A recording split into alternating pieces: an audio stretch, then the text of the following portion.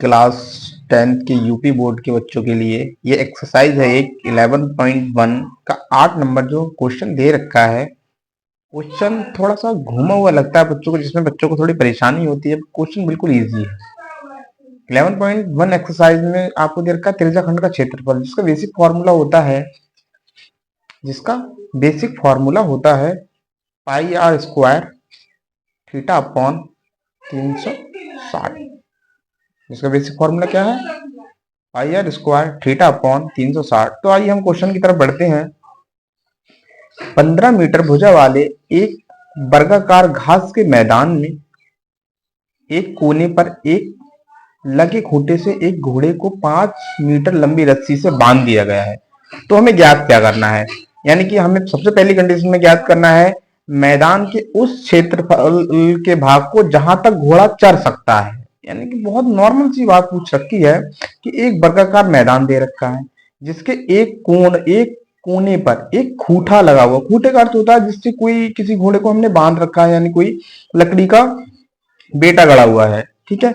और दूसरी कंडीशन में हमसे ये पूछा है कि यदि 5 मीटर की जगह रस्सी 10 मीटर की हो।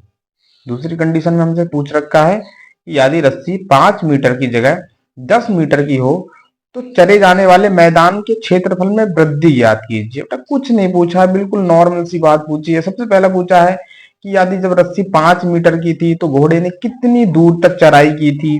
दूसरी कंडीशन में पूछा था कि 5 मीटर की जगह 10 मीटर की रस्सी हो, तो जहां तक 10 मीटर की रस्सी में जब घोड़े ने चराई की थी तो 5 मीटर की जगह अब कितनी वृद्धि अधिक क्षेत्रफल तक घोड़े ने चराई की, यानी कितनी ज्यादा वहां तक घास खाई है। तो आइए बहुत ही बेसिक तरीके से इस क्वेश्चन को हम सॉल्व करते हैं।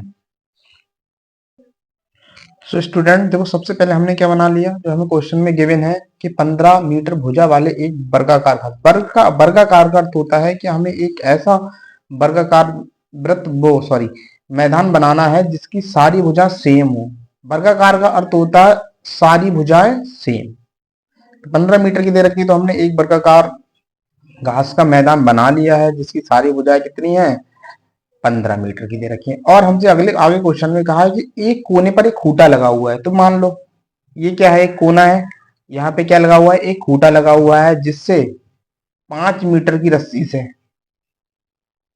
5 मीटर की रस्सी से क्या बंधा हुआ है?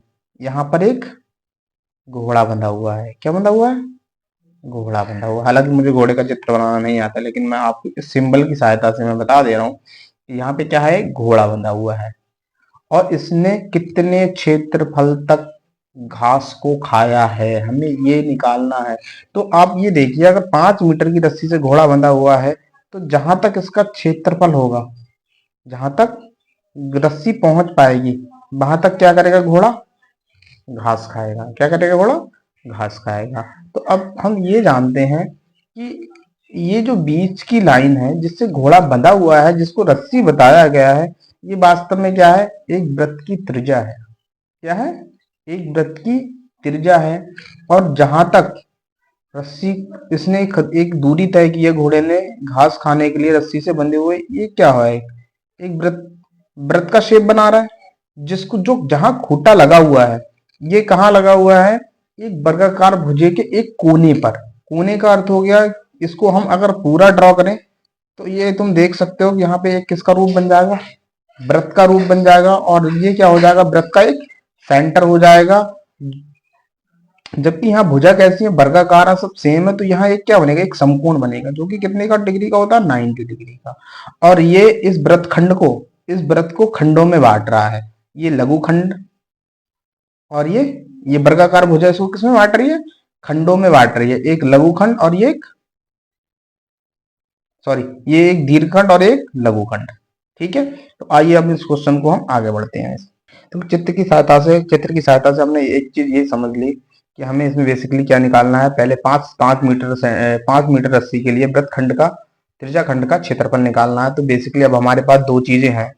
दो चीजों का मतलब हमारे पास आर दे रखा है। आर यानी जिसको हम इंग्लिश में रेडियस यानी हिंदी में त्रिज्या बोलते हैं, ये कितना दे रखा है हमारे पास? 5 मीटर। और जो कोण है, जो सेंटर पे कोण बनता है, समकोण है। और समकोण हम जानते हैं कितने डिग्री का होता है? 90 डिग्री का होता है। कितने डिग्री का होता है? 90 डिग्री का। अब हमारे पास दो चीजें आ गई तो हम सीधा सीधा यहाँ से क्या निकाल सकते हैं? त्रिज्याखंड का क्षेत्रफल, जिसके लिए मैंने बेसिक फॉर्मूला आपको पहले ही बता दिया, क्या होता है? Pi r square theta upon 360। तो आइए इसको हम क्या कर लेते हैं? सॉल्व कर लेते हैं। पाई का मान हमारे पास कितना होता है? हम इसको पाई के देखिए बेटा दो मान होते हैं। एक विदाउट डेसिमल होता है जिसको हम 22/7 लिखते हैं, और दूसरा एक डेसिमल होता है जिसे हम 3.14 लिख सकते हैं। तो आप जो मर्जी चाहे जिसमें आपको बेटर लगे आप वो लगा सकते हैं। मैं यहाँ पे लगाऊंगा 3.14। ये पाई की वैल्यू हो गई। और आर हमें कितना दे रखा है? 5 मीटर स्क्वायर है, तो हम इसको कितनी बार लिखेंगे? दो बार लिखेंगे। और हमारे पास कितना दे रखा है? 90 अपॉन, यानी थीटा की वैल्यू हमें 90 दे रखी है। तो हम इसको डिवाइड कर लेते हैं, एक जीरो से एक जीरो खत्म हो गया, 9 1 जा 9, 9 4 जा 36, 9 4 जा 36। तो आइए इसको सॉल्व करते हैं और आगे सॉल्व कर लेते हैं। बेटा कोई भी कंफ्यूजन हो तो आप मुझे कमेंट बॉक्स में बता सकते हैं कि सर हमें यहाँ से समझ नहीं आया। अब इन दोनों की मल्टीप्लाई की है, 5 5 जा 25, 5 5 जा 25। ठीक है, अब हमारे पास आ गया 3.1। यहाँ से हम इसको सॉल्व करते हैं, हम सीधी बेसिकली यहाँ इनकी मल्टीप्लाई कर ले। यहाँ हम इसको क्या करते हैं? काट लेते हैं। 25 और 3.14 की मल्टीप्लाई की तो हमारे पास आया 78.50, जिसको हमें डिवाइड करना था 4 से। अब हमने इसको 4 से डिवाइड किया। 4 से डिवाइड करने के बाद हमारे पास इसका आंसर कितना आया? 19.62। कितना आ गया? 19.62। ये किसके लिए आ गया? ये सबसे पहले के लिए आ गया कि जब हमारे पास रस्सी कितनी मीटर लंबी थी? जब हमारे पास रस्सी 5 मीटर लंबी थी। इसको मैं थोड़ी देर के लिए इक्वेशन 1 बना देता हूँ। जब रस्सी हमारे पास 5 मीटर लंबी थी, तब घोड़े ने कितना क्षेत्रफल जोड़ा? जहां से ये खूंटा लगा हुआ है, यहां से 19 पॉइंट, इस क्षेत्रफल को, जो कि ये कितना क्षेत्रफल को चुना, इसका पूरा क्षेत्रफल क्या था? 19.62 मीटर, 19.62 मीटर। लेकिन अब हमसे अगली इक्वेशन में कहा है कि यदि यही